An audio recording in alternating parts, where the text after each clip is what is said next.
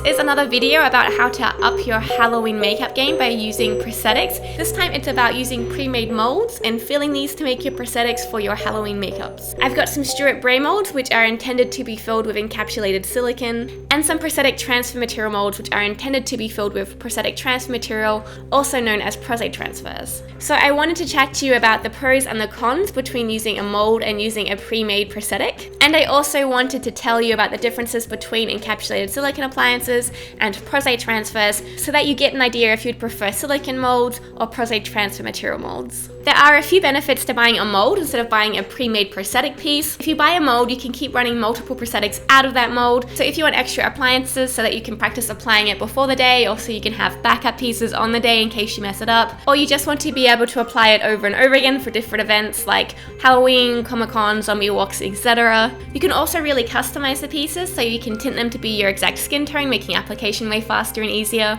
You are also more likely to get a higher quality prosthetic out of your molds, so a prosthetic that is softer, that is more flexible, that is more transparent. Apart from the prosthetic Renaissance ones, those will always be better than anything I can do. In terms of material costs, it's going to be way cheaper per an appliance. This silicone prosthetic is about 20 grams worth of silicone, and this Prosaide transfer is about 5 grams worth of Prosaide transfer material. So in terms of the material cost, these are approximately $5 to run. That is if you don't consider money time, because you do have to put in some time to be able to make these. So in terms of the cons, prep time is one of them. If you don't have a lot of time and you just want one prosthetic to apply, then buy a pre-made one. If you do have a lot of time and you want to customize it and you want to play with multiple pieces, then molds are a great option. And then the other con is the bigger upfront cost. So while it is cheaper per unit to fill it, to be able to fill it, you're going to need to buy all the materials and tools to fill it before you start, which is most likely going to cost you more than a single prosthetic would.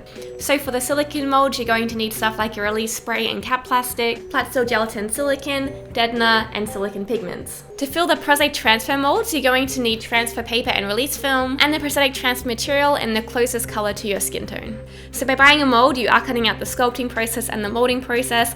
So if you don't know how to sculpt, or if you don't have clay and sculpting tools, and if you don't know how to use mold making materials, it does make the process a lot easier, but you do still need to know how to fill it, and you do still need to know how to apply and paint. And to help you with that, there are useful tutorials on Stuart Bray's YouTube channel, and I'll also link in the description box all of my tutorials that go over filling, applying, and painting encapsulated silicone pieces and Prosaide transfer material. I have already got up 2 tutorials going over how to fill and apply both the normal slit throat mold and the slit throat mold which has a tracheal cartilage exposed. Also, Stuart Bray has a really awesome podcast with Todd Debreceni called Battle with Bits of Rubber. If you guys are interested in learning more about FX materials or about the professional FX industry, you should definitely check it out. I will leave the link in my description box below. And many thanks to Prosthetic Transfer Material for sending me out these molds. I'm going to do a Halloween look with them soon, and I'll let you know when that is uploaded. So I actually made a board with a list of points on it, mostly so that I wouldn't forget what I was talking about and I could keep myself on track. So point number 1 in the differences between an encapsulated silicone piece and a prosthetic transfer material piece: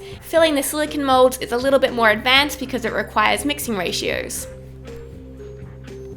So in order to make something like this, you need a certain amount of part A, an equal amount of part B, and then a variable amount of deadener depending on how soft you want the piece, so it can get a little bit confusing for a beginner. Prosaide transfer material, however, is very beginner friendly in that it's exactly like icing a cake. It's quite hard to mess it up. Point number 2, silicone is a lot cheaper than prosthetic transfer material. It's about 70 Australian dollars for a kilogram of silicone here, whereas Prosaide transfer material is about $350 to $400 US per kilogram of material. Point number 3, silicone appliances are much faster to make.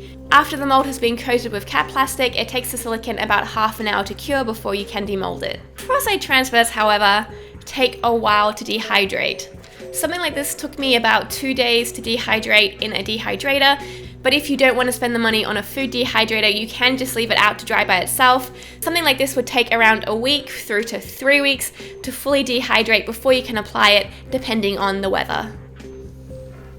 Point number 4, silicone appliances are more labor intensive to fill. You have to release it, you have to put down layer upon layer of cap plastic, letting it dry between each layer. Then you have to weigh and mix the silicone and the deadener and add in your pigments. Then you fill the molds, you scrape them, you cotton tip the edges, and then after about half an hour, you can carefully demold it with some powder. Prosthetic Transfer Material molds have an inbuilt release, so you don't actually have to release them. You get your jar of one material, you fill the molds, you cut out a piece of acetate paper to the same size as the mold, then you run a wooden popsicle stick or a tongue decompressor or something like that over the surface to flatten it. This whole process takes about a minute.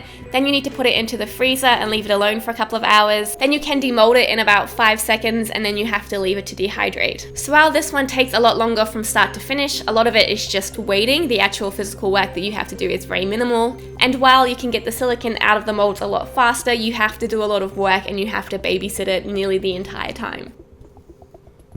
Point number 5. You can get nicer edges with a Prosthetic Transfer over a silicone appliance, and Prosthetic Transfers are very easy to get nice edges on even for beginners, whereas properly gluing down and blending out the cap plastic on silicone appliances can take a little bit of practice.